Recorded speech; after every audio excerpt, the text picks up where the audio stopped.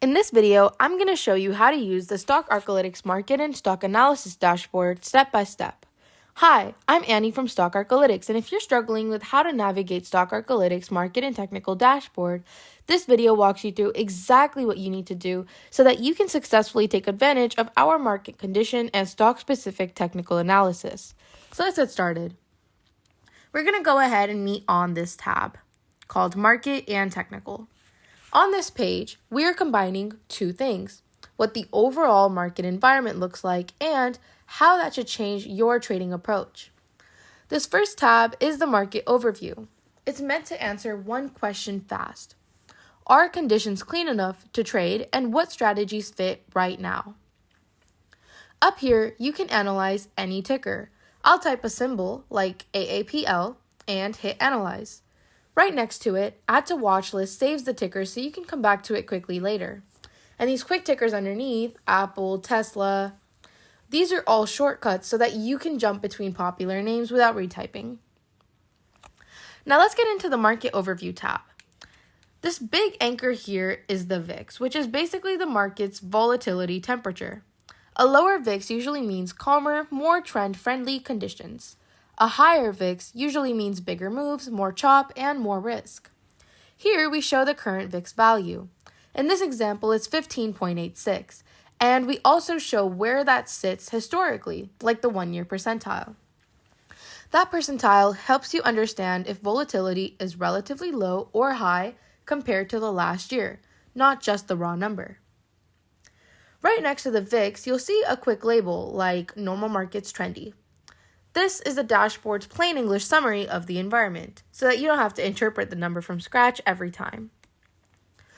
Below this is your trading status. That is your fast traffic light section. Based on the current VIX regime, it tells you whether conditions are okay to trade. So when you see something like trading conditions okay, that's your sign that volatility is in a reasonable zone, meaning that strategies that rely on cleaner price action and more predictable movement tend to behave better. Now on the right side, we show quick snapshots for SPY and QQQ with the current price and the day's change. This is your market pulse. SPY gives you the broad market tone and QQQ gives you the tech-heavy tone. You're not doing deep analysis here. This is just instant context for whether the market is leaning risk on or risk off today. Next, this section is a bridge between the VIX and action, strategy recommendations. This is a VIX-based approach, so the platform suggests strategies that typically fit the current volatility regime.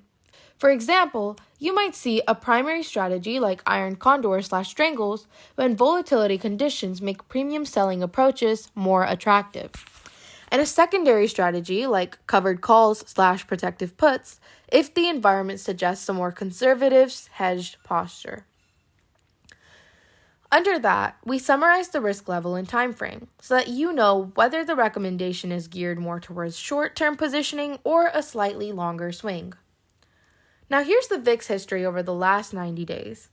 This matters because a single VIX number can be misleading. What we really care about is volatility rising, falling, or stable? If VIX is trending down, markets often get cleaner and more directional. If VIX is spiking up, markets can get whippy, spreads widen, and your stops can get hit more easily.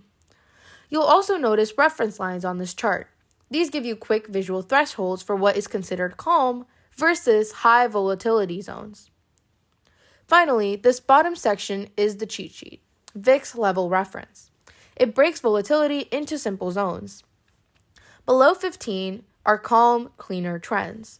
15 to 19 are normal and often still tradable and trend-friendly. 19 to 26 are choppy and you want to take more caution. Between 26 and 36, this is high volatility, which means that many traders will reduce their risk or avoid certain strategies. And finally, above 36 are extreme conditions, typically a no-trade environment for many systems. The point is, you're not guessing how to interpret VIX. The dashboard gives you a consistent framework so that your strategy matches the environment. And anytime you want to update the numbers on demand, use Refresh in the top right. So that's the Market Overview tab. It tells you the volatility regime, whether conditions are tradable, and which strategy families fit best. Next, we'll move on to the Technical Analysis tab, where we break down the selected ticker's chart, structure, and signals. Now let's go ahead and scroll back up to our Technical Analysis tab. Now this is your quick read on a ticker's momentum and volatility, so that you can trade it with the right expectations and risk. Up top, you'll see company info for the ticker.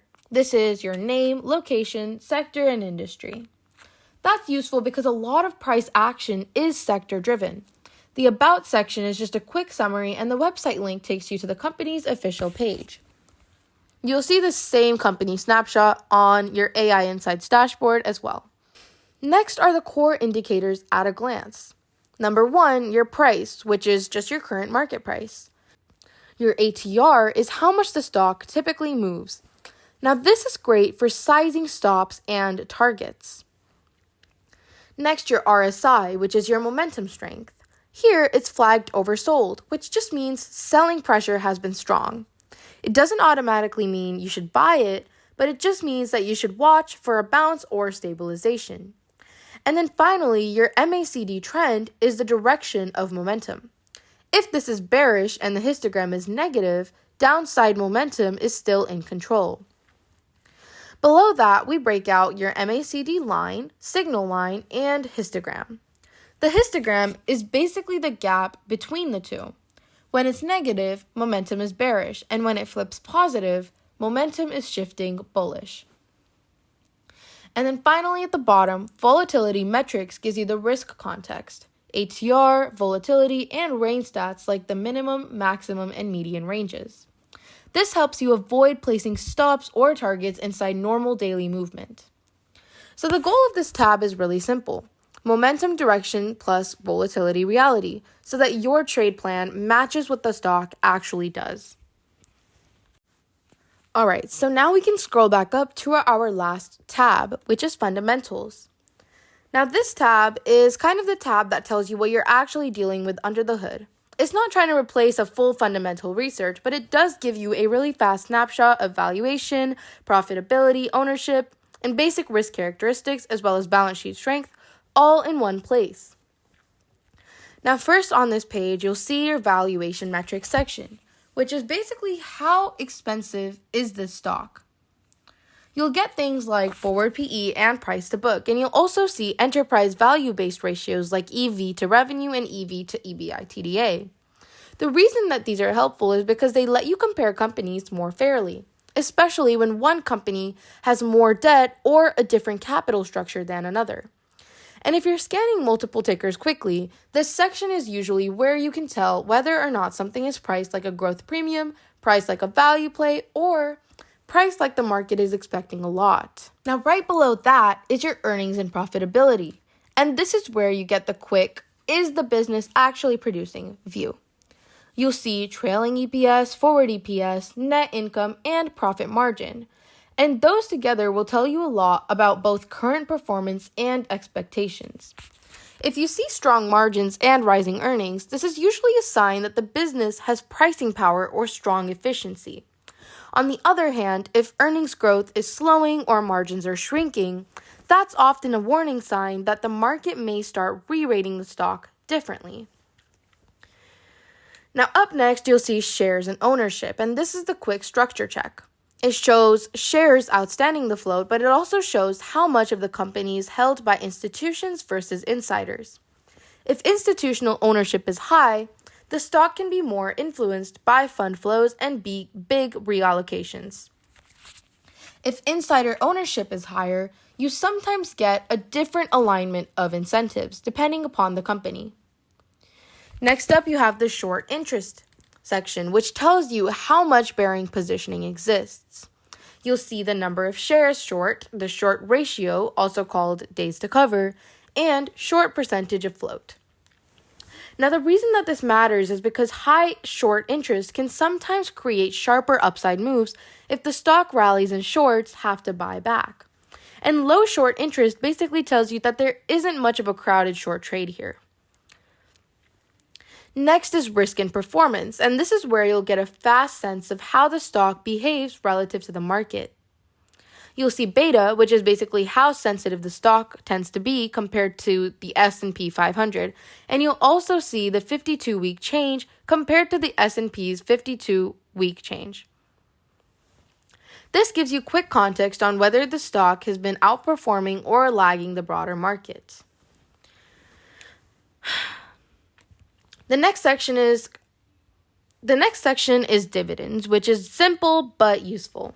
It shows the most recent dividend amount and the last dividend date. So if you care about income or dividend and consistency, you can confirm that information instantly. Now, in your last two sections, you have your key dates and balance sheet summary. In key dates, this section is actually a lot more important than people realize. This gives you the most recent quarter date, the company's fiscal year end, and the next fiscal year end, and it also shows the last stock split. The big reason I use this is for timing and context, because a stock can move very differently right before or right after earnings, and splits matter for understanding share history and how price levels evolved. And then finally, you have the big one, the balance sheet summary. This section helps you understand the company's financial position without digging through filings.